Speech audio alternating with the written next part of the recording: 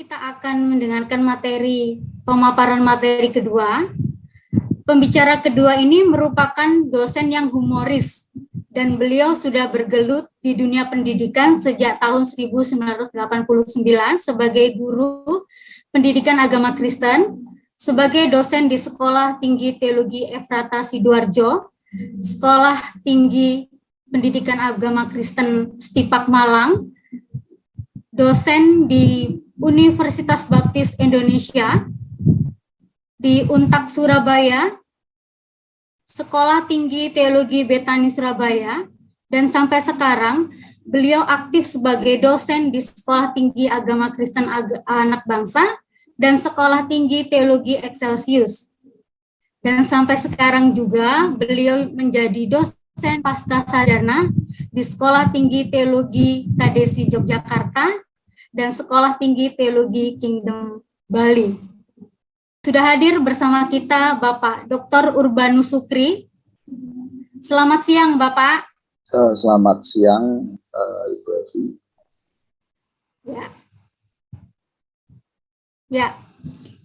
Terima kasih Pak Dr. Urbanus. Tema materi yang akan disampaikan mengenai metode literatur review dalam artikel jurnal ilmiah dengan durasi pemaparan 40 menit ya, Pak ya. Ya, siap Ibu Evi. Baik, dipersilakan Pak Urbanus.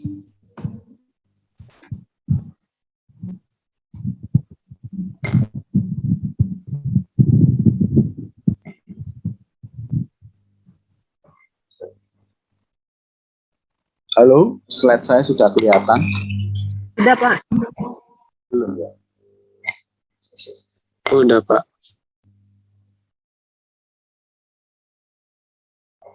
Halo, sudah kelihatan? Udah. Ya. Oh iya. Ya. Puji Tuhan, sudah kelihatan. Tuhan ya. Ya. Ini adalah presentasi kedua saya tentang literatur review ya dalam penulisan jurnal ilmiah. Kalau saya tidak akan ngulangi ya yang seluruhnya, karena yang awal itu saya sampaikan secara general ya, teori-teori sampai bentuk penelitiannya, jenisnya dan lain sebagainya. Kalau saya lagi khawatir bosan, lalu waktunya untuk yang kedua ini saya lebih memilih dalam aplikasinya terhadap penelitian kualitatif dan kuantitatif seperti itu. Terima kasih kepada Pak Amos yang sudah mengawali dengan metodologi penelitian yang luar biasa. Track record beliau saya lihat, dan saya tidak memaparkan metode secara ini kaitannya dengan teknik, dengan teorinya, dengan deskripsinya lengkap, tapi bagaimana itu jika dikaitkan dengan literatur review ya. Tetapi walaupun demikian mungkin ada teman-teman yang baru yang mendengarkan ini ya, ikut webinar ini. Saya sedikit mengambil sedikit sekali dari uraian literatur review yang lalu. Ya. Jadi hanya sekedar pengenalan sehingga masuknya tidak meloncat gitu ya. Tapi sedikit pengenalan ya. Teman-teman tentang pokok ini, yaitu literatur review dalam pelaksanaannya terhadap dua pendekatan, yaitu kualitatif dan kuantitatif. Seperti biasa ketika kita membuat penelitian, kita mesti membuat pendahuluan. Saya dapat sesuatu dari dua kali sebenarnya saya dapat sesuatu yang pernah seminar seperti yang dikatakan Pak Amos, jadi tidak harus menulis pendahuluan dulu atau judulnya, tetapi dikerjakan dulu. Kita punya tema gitu, dan nanti dari situ kita bisa membuat pendahuluan. Luar biasa, tenang. Tapi teman-teman ya tetap harus dikerjakan bab pendahuluan dengan latar belakang masalah, dengan apa itu rumusan masalah, tujuannya, manfaatnya, terus seperti itu. Kenapa ya kalau Anda tidak menemukan masalah, maka penelitian Anda akan bermasalah. Dan itu harus penting. Sejauh mana itu penting? Nah, itu saya tidak bisa menggambarkan karena cakupannya di mana Anda meletakkan atau mau membuat tulisan itu diterbitkan. Kalau seperti semisal, ya saya punya pengalaman apa itu membimbing siswa-siswi mahasiswa untuk membuat skripsi maupun tesis ya. Kadang pula masa lalu tahun apa itu tahun awal-awal 2000 atau sebelum awal-awal 2000 itu masih sedikit ya. Lah untuk skripsi biasanya kita lihat lingkup perpustakaan yang belum diteliti di sana ya diteliti. Atau kalau mungkin kita lihat ada yang meneliti, kebanyakan PAK ya. Saya mengawali dari pengajar teologi, lalu kemudian mengkhususkan diri ke PAK. PAK itu banyak yang kuantitatif. Lalu ada yang sama, biasanya mereka ambil subjek dan penelitiannya yang berbeda semacam. Nah, perlu ditulis pendahuluan ini. Karena apa? Dengan menulis pendahuluan yang bagus, lalu nanti bisa meloncat ke landasan teori. Walaupun tadi dijelaskan bisa jadi kita menulis dulu yang lain. Ya, beberapa jurnal saya yang sedang saya tulis untuk kesintak itu saya tidak tulis latar belakangnya dulu, saya tulis yaitu tema yang ada di kepala saya, lalu saya lihat penelitian yang lain. Saya cari celahnya, saya coba itu. Sebab juga pengalaman yang lalu, ketika menulis pendahuluan, latar belakang, dan lain sebagainya, itu mesti lama sekali nulis soal itu. Waduh, nulis latar belakang, ya karena kita mesti memikirkan, ya apa ini latar belakang jalan-jalan. Tapi yang barusan saya tulis ini dulu, tak mikirkan latar belakang. Nah, itu nanti di selipan-selipan itu kita bisa pakai. Walaupun belum sampai saat ini latar belakang, tapi terpikir loh, ini tidak bisa buat latar belakang. Nah, begitu. Jadi penting juga ya, sesudah itu baru kita masuk ke ini, landasan teori. Landasan teori itu adalah usaha ya, karena mencari teori-teori, konsep-konsep atau generalisasi untuk menjawab rumusan masalah yang tadi itu, yang ada di bab pendahuluan. Jadi Anda jangan mencari masalah saja ya. Anda mencari masalah, tapi harus bisa menjawabnya. Harus bisa menjawab masalah itu. Begitu. Dan orang menantikan bagaimana jawaban itu. Makanya tesisnya adalah ada ada hubungan, ada sebab, hubungan sebab akibat dan lain sebagainya, ada pengaruh, maka kan itu. Nah, itu harus dibuktikan. Tesis itu harus dibuktikan. Ya memang ini yang pengalaman yang saya lihat di mahasiswa yang membimbing, mereka bingung sekali ketika tidak terbukti, tidak ada hubungan ataupun tidak ada pengaruh. Pengalaman-pengalaman yang lalu mengikuti teman-teman awal yang sama-sama bimbing di suatu sekolah, itu saya tidak sebut sekolahnya ya, malah hal yang buruk terjadi adalah harus disesuaikan aja datanya itu. Tapi teman-teman nggak harus seperti itu ya, bahwa penemuan Anda dalam menjawab menjawab rumusan masalah itu ketemu berhubungan atau ada pengaruh, itu enggak mas. Jikalau enggak ada, enggak apa-apa. gitu loh. Tidak ada. Beberapa saya kebetulan bimbing di sekolah tertentu, itu Pak ini pengaruhnya sedikit sekali. Waduh, nggak signifikan. Ya tidak apa-apa terus. Nanti kalau ini tidak apa-apa, kamu cari kenapa? Kenapa kok pengaruhnya tidak signifikan? Tidak harus ya. Masa lalu saya lihat, anu aja data dirubah, itu kan tidak jujur. Padahal bagi saya hasilnya penting bagi saya. Tetapi proses itu lebih penting dalam penelitian. Jangan mengkhianati proses, dalam arti dengan tadi itu mengubah data dan lain sebagainya. Jadi sudah pendahuluan Anda harus membuat landasan teori, di mana landasan teori nanti akan mencoba membuktikan tadi itu apakah terbukti korelatif berhubungan, punya pengaruh dalam komparasinya itu lebih besar si X daripada si Y dan lain sebagainya. Landasan teori adalah informasi yang sudah berupa data, untuk menjawab rumusan masa lalu. Kenapa harus berupa data ya?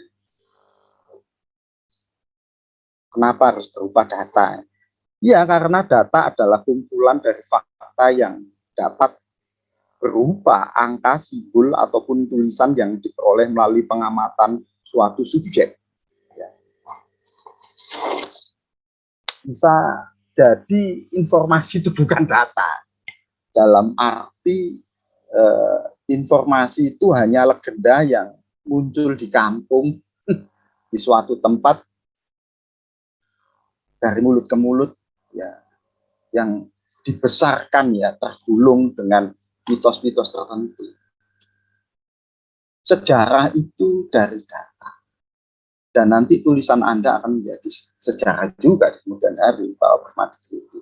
Informasi itu haruslah berupa data. Dan kalau informasi sudah berupa data, pastilah informasi itu ya fakta. Dan bisa digunakan untuk menjawab rumusan masalah. Kalau hanya bukan fakta, ya nggak bisa. Satu contoh hubungan antara antara tinggi badan, hubungan antara tinggi badan dan kecerdasan seseorang, kecerdasan siswa di suatu SD, SMP, SMA, atau lain sebagainya. Ketika informasinya dari mana untuk membuat landasan? Ini saya dari mbah saya. Katanya kalau seorang anak tinggi ya, itu cerdas. Atau sebaliknya. Kalau anak pendek itu cerdas, kalau tinggi enggak. Loh, kenapa begitu? Karena kepalanya tidak dengkul. Kepalanya dekat dengan dengkul. Nah, itu kan bukan informasi itu bukan fakta. Ya, tidak bisa menjadi data. Apa buktinya? Berapa yang diwawancarai dari orang tinggi itu, lalu dites dan menghasilkan dari katakanlah 100 orang yang tinggi itu 85 yang cerdas, yang beberapa sedang-sedang saja, yang 2 orang on. Harus informasi itu harus menjadi data dulu, baru bisa dipakai untuk menjawab rumusan masalah. Dan informasi yang berbentuk data, yang merupakan fakta itu dapat dibaca melalui buku. Ya. Maaf ya, bukan buku saja ya, nanti banyak. Ya ini seperti jurnal dan lain sebagainya, skripsi, tesis, disertasi dan lain sebagainya, atau penelitian riset orang. Dan inilah yang dinamakan telaah kepustakaan atau yang disebut dengan literatur review. Tapi apakah hanya seperti itu toh Pak? Aku itu sering membaca loh Pak. Sering membaca buku-buku. Soalnya saya sejak kecil senang buku ya Pak ya. Saya juga senang kawan. Saya juga hafal juga. Apakah seperti itu?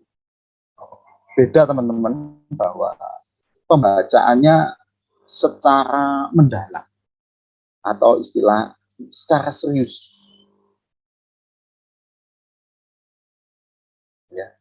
Secara serius, membacanya secara serius, sehingga menemukan poin-poin tertentu yang kita bisa pakai untuk mendukung pendapat kita. Kalau membuat tesis atau skripsi, kita memikirkan seperti contoh kasus ya untuk kuantitatif ya. Kita memikirkan apakah ada hubungannya, kita memikirkan apakah ada hubungannya orang kaya dan kecerdasan. Apakah ada hubungannya orang kaya dengan kecerdasan? Kenapa kita berpikir itu? Kebetulan si Joni itu tetangga kita, anak orang kaya cerdas. Tidak berhenti seperti itu. Kita tanya survei di beberapa tempat di sekolah, kok kebetulan anak-anak yang dijemput mobil yang yang tanda petik kaya itu tadi ya, itu pinter. Dapat cerita dari guru pinter, ya orang kaya mesti pinter. Lalu kita mencoba mencari buku-buku psikologi, buku-buku biologi yang ada kaitannya, yang studi tentang gizi dan lain sebagainya. Kenapa itu kaitannya dengan orang kaya mampu membeli makanan dan lain sebagainya. Lalu dicoba dibaca buku-buku itu, dikumpulkan. Jadi buku ini cerita tentang makanan bergizi menjadikan orang cerdas. Ini sedikit sekali, ini dikumpulkan satu persatu. Kita kan punya ini ya, presupposition atau basic assumption. Semua manusia punya itu. Tapi kenapa kita punya itu ya? Kita gak kosong ya, gak nol ya orang itu. Ya, orang itu pasti punya latar belakang pendidikannya, keluarga, budayanya. Nah itu yang membentuk basic assumption atau presupposition. Ya itu bisa digunakan untuk mengevaluasi. Maka itu pentingnya menggunakan literatur review dalam penelitian. Nah, apa sih literatur review itu? Saya jelaskan waktu itu cukup panjang lebar ya tentang hal ini. Saya mencoba untuk mengambil sedikit dari yang banyak itu, tidak mengulang. Kalau Anda ingin ya ngomong panitia tentang video atau apapun namanya. Literatur review adalah sebuah studi analisis. Jadi enggak review yang dibaca sudah selesai. Apa isinya? Yalah tentang ini apa Kenshin Himura itu ingin mengembalikan kekuasaan Raja Jepang dari kaum shogunat. Enggak begitu.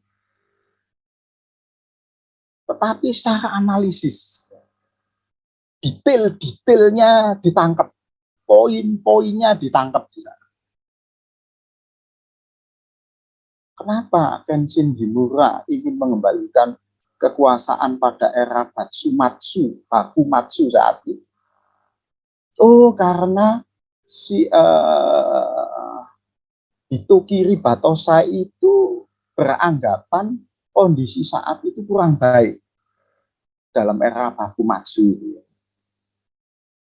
Jadi orang miskin dan lain sebagainya, lah shogun ya, shogun, kelompok shogunat penguasa yang mengambil alih raja kaisar itu, dia menguasai dan dia menentukan hukum-hukum tersendiri dan diperlakukan di masyarakat. Itu membuat masyarakat sengsara dan raja tidak punya kekuasaan yang penuh dan lain sebagainya. Maka itu tidak baik. Sehingga 1, 2, 3 klan, diantaranya klan Chosu itu merekrut Himura Kenshin itu membunuh kaum shogunat tadi itu. Nah, teman-teman dianalisa gitu, nggak ngono ta, tahu aku ini ceritanya bacok-bacokan, enggak begitu. Tapi detailnya tau. Terus evaluatif. Konsep, ada filosofi dalam cerita. Kalau kita lihat bioskop, kalau kita membaca buku, orang itu tidak kosongan. Agama itu menjadi daya teologis seseorang dalam mengevaluasi. Nggak benar ini. Kenapa? Orang mati itu tidak begitu begini. Lah, kenapa dia punya konsep teologis? Ya, itu karena agamanya dia. Terus, enggak lah, aku enggak pergi, ngapain kerja jauh-jauh. Kenapa? Enggak enak. Nggak mangan, ngumpul. Gitu aja dah. Lah, konsep filosofis itu dari budayanya dia, dari sukunya dia. Jadi evaluatif. Jadi nggak ditelan mentah-mentah itu mesti benar. Kenshin benar. Dia menjadi Hito Kiribatosai, membunuh, menghancurkan shogun. Benar dia. Lah kita harus kritis. Apakah harus seperti itu? Harus membunuh orang, harus membunuh musuh. Tidakkah bisa dengan cara lain? Diskusi, debat dan lain sebagainya. Kalau kita saya jual mie ayam, si Joni jual mie ayam, apakah saya harus pergi ke dukun? Walaupun ini karena saya melihat tadi kasus Kenshin Himura itu dia membunuh, ini harus dihabisi. Kita evaluasi dulu, tidak benar ini, tidak harus. Apalagi kita yang Kristen ini punya konsep teologis mengasihi musuh, ya. Mengasihi musuh. Nah begitu teman-teman. Nah itu kan maksud saya, itu bedanya membaca biasa dan membaca dalam bentuk literatur review. Tidak hanya membaca bla bla bla bla bla bla. Aku tahu isinya tentang ini pengaruh kerajinan terhadap keberhasilan sekolah. Tapi detailnya selalu kita bukan saja detail dikritisi. Kita evaluasi kok begini, enggak begini. Kritis dulu, apa bisa begini? Enggak betul. Saya akan buktikan tidak seperti itu dalam penelitian selanjutnya, gitu ya. Dalam penelitian saya akan kritisi ini tidak betul. Atau itu dipakai sebagai kajian pustaka atau literatur review, tetapi kita komentari, gitu. Ada pendapat yang seperti ini, lalu menurut saya sih seperti ini, dengan bukti beberapa peneliti menolak pendapatnya dia, seperti itu. Lah, kita bisa memakai literatur tertentu dalam literatur review ini, atau bahasa Indonesia studi kepustakaan, riset kepustakaan. Kita bisa ambil jurnal, skripsi, tesis, atau disertasi, dan buku-buku tertentu ya, buku-buku tertentu ya, tidak seperti tadi buku-buku yang bisa dijadikan data ya, yang informasi itu di dalamnya mengandung fakta. Jadi bukan sekedar buku-buku ada usulan berbeda dari yang disampaikan Pak Amos di sejarah. Itu buku-buku lama yang penting.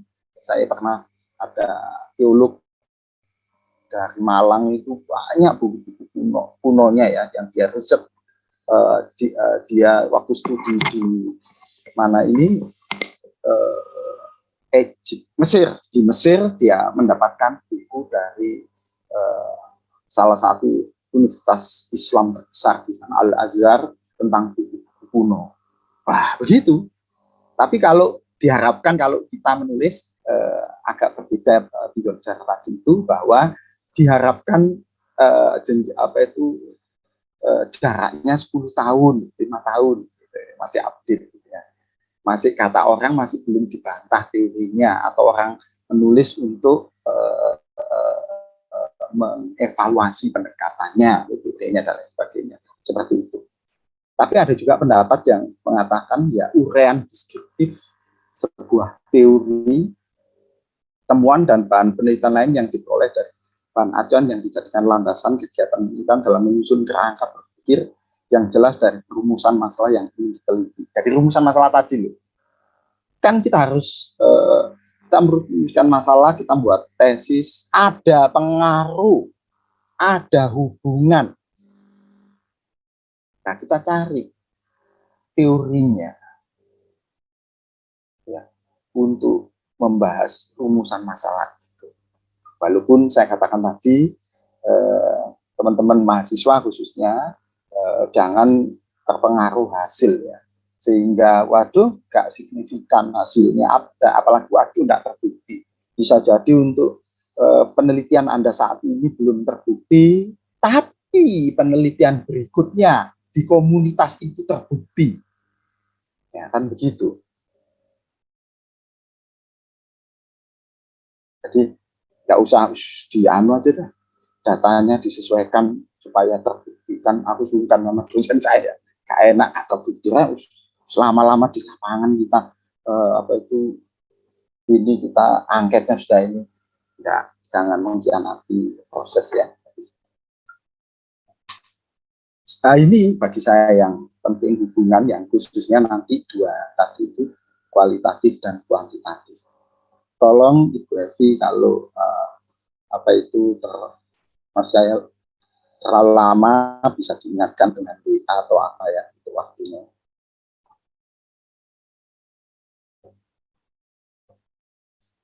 Ya, melakukan tinjauan pustaka itu merupakan upaya dalam penelitian ini adalah untuk menyusun kerangka teoritis dalam menyelesaikan topik tadi itu. Membuat itu terbukti ataupun tidak terbukti. Bisa jadi, ya itu tadi, yang walaupun tidak harus dipaksakan harus terbukti. Bisa jadi belum terbukti. Lalu Anda menguraikan sisi lain, kenapa tidak terbukti. Dan lain sebagainya. Ya. Selain upaya mereview literatur dalam usaha menyusun kerangka teoritis untuk penelitian kita itu, apa pengaruh, hubungan apa itu, yaitu tadi hubungan tinggi badan dan kecerdasan dan lain sebagainya. Kita menyusun, cari jurnal, kita cari tesis, apa itu skripsi, tesis, disertasi kalau bisa, buku-buku yang ada kaitannya dengan topik itu. Ya, kita baca dengan mendalam atau dengan teliti, dengan kritis, dengan evaluatif untuk menemukan poin-poin tertentu yang bisa kita pakai untuk menyusun kerangka teoritis. Yang kedua, untuk menjelaskan definisi-definisi tertentu dari orang lain, pengertian akan lebih jernih. Seperti tadi saya ada dua, itu seperti ini dari sisi orang lain seperti ini, orang lain seperti ini. Ya memang seharusnya lebih banyak, lebih baik. Lalu dari banyak itu kita simpulkan seperti ini, atau tidak kita simpulkan, kita punya opinion, kita punya ide, konsep sendiri terhadap definisi itu, juga mengambil terminologi tertentu dari penemuan orang lain. Keren kan? Menentukan lingkup penelitian. Keluasan. Kalau menurut penelitian orang ini juga ini ya, terus gapnya di sini. Kalau aku masuk di sini lebih bagus. Tapi kalau skripsi ya kita ke skripsi teman-teman, waduh ini sudah diteliti orang ini. Kita akan ambil sudah pernah ditulis si A dari STP Berita Sukacita, STT duta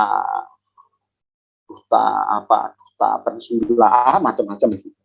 Kita inventarisir. Oh, kita belum ada ini. Kita di sini. Posisi tulisan saya di sini. Sehingga tidak mengulang. Ada novelty.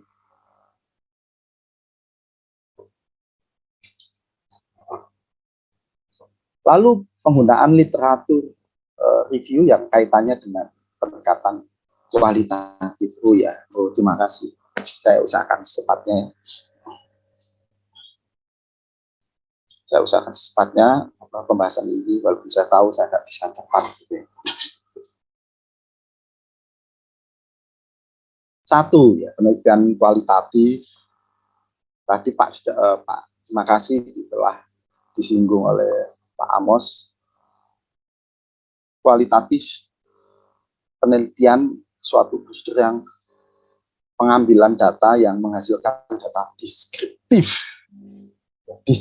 urean, ya, berupa kata-kata tertulis dari fenomena dan perilaku tertentu. Tapi kalau ada yang lebih ini, orang ya, ada beberapa tulisan di sini tentang khususnya kualitatif. Ada yang begini, dulu waktu awal-awal saya masuk sekolah di Tiranus, itu nulis-nulis itu mesti kan deskriptif ya, belum banyak mengenal kuantitatif. Tapi ketika masuk SPD ya, Pak, itu ada beberapa teman dan dosen-dosen menganjurkan lebih baik penelitian kuantitatif. Alasannya saat itu ya nggak ngerti banyak bahwa itu nggak ilmiah kualitatif itu, karena itu deskripsi. Padahal saya ingin tunjukkan dalam kasus ini, saya ingin bantah bahwa enggak juga, karena literatur review itu bisa dimasukkan di sini. Enggak harus itu hanya sekedar angan-angan kita tulis, kita masukkan buku-buku dari buku-buku tertentu. Saya dulu dapat konsep seperti itu, sehingga ketika SPD itu semua teman-teman kami disuruh buat di satu sekolah di Malang itu harus kuantitatif. Alasannya seperti itu. Tapi menurut saya enggak juga. Bahwa penelitian kuantitatif ini digunakan untuk masalah-masalah yang bersifat eksploratif, deskriptif, dan eksplanatif. Sebenarnya saya mau menguraikan kelebihan ini, tapi saya waktunya. Jadi orang-orang kualitatif lebih eksploratif. Makanya saya itu waktu membuat disertasi dulu, saya lihat teman-teman dari teologi yang yang pakai pendekatan kualitatif itu tebal-tebal. Wih, tebal-tebal sekali. Katanya orang kualitatif itu lebih banyak ngomong yang bisa diungkapkan dalam bentuk tulisan. Saya kaget, banyak sekali. Banyak saya dulu. Kok sekian? Itu saya ngomong-ngomong, nggak apa-apa. Ini kan kuantitatif, kan yang banyak nanti ininya. Lampirannya. Ya tak saya lampirkan. Ya sama. Jadi mengeksplornya bagus orang-orang kualitatif. Lalu deskriptif, jelas menggambarkan sesuatu. Eksplanatif, ya, menggali. Menjelaskan, ya, explain, menjelaskan, explore, menggali sampai dalam. Tapi beda nanti dengan apa itu dengan kualitatif. Nah, tujuannya waktu saya buku KB ya, waktunya tinggal sedikit. Tujuannya adalah penelitian kualitatif bertujuan mendapatkan gambaran menyeluruh secara holistik dari sebuah gejala dari sudut pandang subjek tanpa harus membuktikan apapun. Kok bisa? Iya, ya kita menggambarkan saja dari suatu peristiwa itu. Beda dengan kualitatif. Nanti ada angka-angka tertentu yang bisa dipakai sebagai bukti. Ya, angka-angka itu, prosentasinya secara khusus. Walaupun tidak harus terbukti juga. Kualitatif dapat digunakan ya ini masalah-masalah eksploratif, deskriptif, eksplanatif tadi ya sudah saya jelaskan. Fungsinya pendekatan kualitatif digunakan penelitian yang tidak dapat diteliti dengan yang memakai kuantitatif yang tidak bisa diangkakan. Lalu illiterate apa ya? Illiterate itu apa ya? Bahasa Indonesianya nggak bisa baca atau buta huruf atau enggak ya, yang tidak tercatat gitulah. Nah, lalu kedua digunakan untuk mengungkap sebuah isu terkait dengan perjalanan hidup seseorang. Contohnya the untold story of the President SBY. Pak SBY ada sejarah-sejarah yang tidak pernah dibuka, yang tidak pernah keluar dari yang masuk media sosial.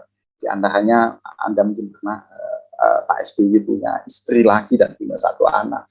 Itu kan untold story. Nah, deskriptif bisa digambarkan. Dan tidak harus seperti tadi itu terbukti, itu gambaran.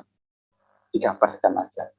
Oh, bahwa Pak SBY itu ini punya istri dan anak selain Bu Ani ini.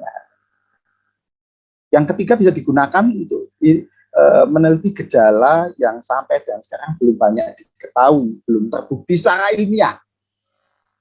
Tapi sudah banyak orang mencoba dan menjadi isu nasional bahkan internasional.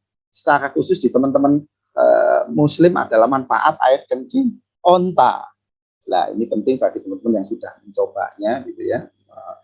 Khasiatnya apa ini? Nah, ini kan belum tentu ini. Walaupun ada isu-isu yang tidak sehat, tapi teman-teman Muslim membantah, tidak sehat ini. Tapi kan belum secara terinci dipublikasikan tidak sehat.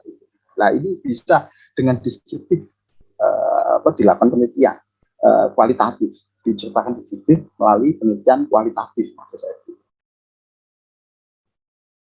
Digunakan untuk menggunakan teknik-teknik yang belum banyak, khususnya di bidang komputer dan lain sebagainya, teknologi seperti penggunaan metode berkata dalam foto dan lain sebagainya. Dan yang terakhir, memahami isu-isu yang rumit. Kasus korupsi Hambalang yang kita tidak bisa mendekati orang-orang seperti contoh kasus kuantitatif, kita datangi orang lalu kita angket ya. Pak SBY, Anda menulis ini angket, apakah Anda terlibat? Nggak bisa. Ini dari bisa cari buku ya, yang kadang ya sumbernya juga kadang melalui cerita orang ini dan lain sebagainya. Belum tentu itu data, tapi informasi saja dan lain sebagainya. Macamnya banyak, teman-teman. Ada penelitian fenomenologis ya. Yaitu penelitian jenis kualitatif yang melihat pendengar lebih dekat dan terperinci dan pemahaman individual tentang pengalaman-pengalaman seseorang atau kelompok orang. Ada teori grounded atau grounded teori, terus ada etnografis, ya, penggambaran tentang etnis suku atau etnis tertentu, ya, sudah disampaikan oleh Pak Thomas, penelitian tentang sejarah, studi kasus, case-case tertentu, inquiry filosofis, yaitu penelitian didasarkan atas penggalian yang mendalam atas topik tertentu, contoh menelusuri pemakaian kata salam dalam pengucapan salam di masyarakat Indonesia, kritik sosial, ya, contoh studi terhadap pembedaan gender di masyarakat Jawa dan lain sebagainya. Lalu awalnya orang-orang kelompok kualitatif ini agak enggan menggunakan literatur review karena mereka punya alasan menghambat kemajuan, karena sudah ada ini dulu pengetahuan untuk pembahasan. Kepinginnya langsung terjun lapangan, itu orang-orang kualitatif itu. Di lapangan cari data, tidak usah dipandu dengan apa pendapat-pendapat yang lain. Sebab itu menghambat aja, tidak bisa bebas. Waduh, ini waktunya. Lalu kemudian bisa melumpuhkan kualitas, melumpuhkan kreativitas, ya, dalam penelitian. Ya karena sepanduan orang akan lihat itu katanya. Tidak bisa langsung meneliti dan apa yang ditemukan. Kadang saya tidak sebut di sini, yang ketiga katanya bisa menjadi tidak jujur, tapi tidak saya masukkan di sini. Kenapa? Ya orang akan terpengaruh dengan hasil review tadi itu. Tapi saya tidak begitu percaya, sehingga saya ambil dua itu. Dua tujuan utama penggunaan literatur review di kualitatif itu memperluas wawasan, yang jelas itu. Dua hal jelas. Saya tidak setuju, ya saya tidak setuju, tetapi ya saya sampaikan dong itu pendapat seperti itu, ya. Menurut saya akan lebih luas karena banyak literatur yang senada, yang sesuai topik yang kita baca, kita akan menemukan kesamaan, perbedaan, detail-detailnya, telah-telahnya yang harus kita ambil, yang harus kita pertimbangkan dalam penelitian kita. Kedua, memperdalam hasil, kan mendalam sekali, ya, mendalam sekali dengan adanya itu. Tapi ada tujuan ini, apa tujuan literatur khusus dalam film, ada juga, tidak saya bahas. Terus penggunaan ini, ya, secara umum literatur review ya sangat bermanfaat. Selain tadi ya yang utama memperdalam pengetahuan bidang lebih banyak. Ya kalau Anda tidak membaca buku, ya konsep ini aja, konsep terawangan dalam arti itu pikiran logika Anda, ya memang itu bagus, tetapi kan harus didukung oleh ahli, gitu ya, didukung oleh ahli. Dengan dukungan dari penulis-penulis itu tadi, Anda akan ya dalam pengetahuan tentang yang Anda tulis, hubungan apa itu tinggi badan dengan kecerdasan atau apapun yang apa. Terus kedua, mengetahui hasil penelitian yang berhubungan, tahu pasti. Ketiga, perkembangan. Ya.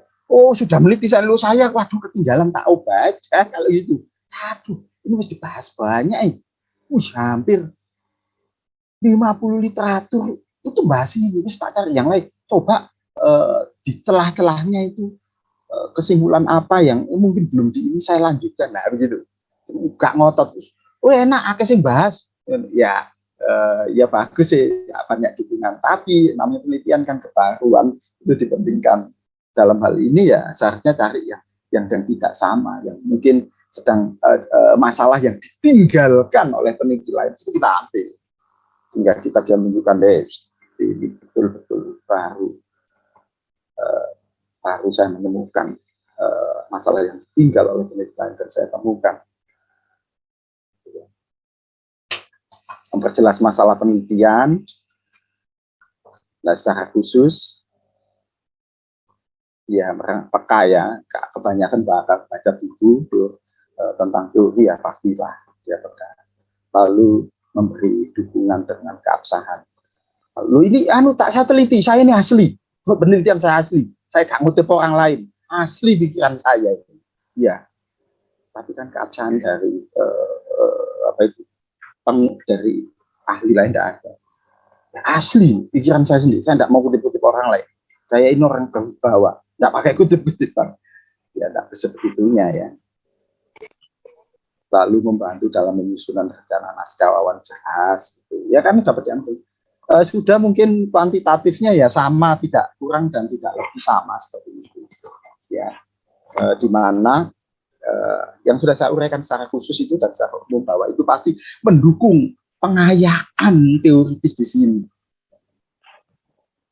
ya, karena banyak membaca itu kemarin salah saya, ini gini ditonton loh nulis dokter bidang ini, saya percaya ini dokter ya, bukan terus yang lain ini S1 mungkin dipertimbangkan, ini profesor ada, jadi luar biasa, jadi samalah gitu. Ini saya sudah dijawili saja sama nyonya saya. Ya wes, terima kasih Ibu Evi, terima kasih ya, itu saja yang bisa saya sampaikan, kurang dan lebihnya Tuhan memberkati kita semua, terutama saya. Terima kasih Bu Evi.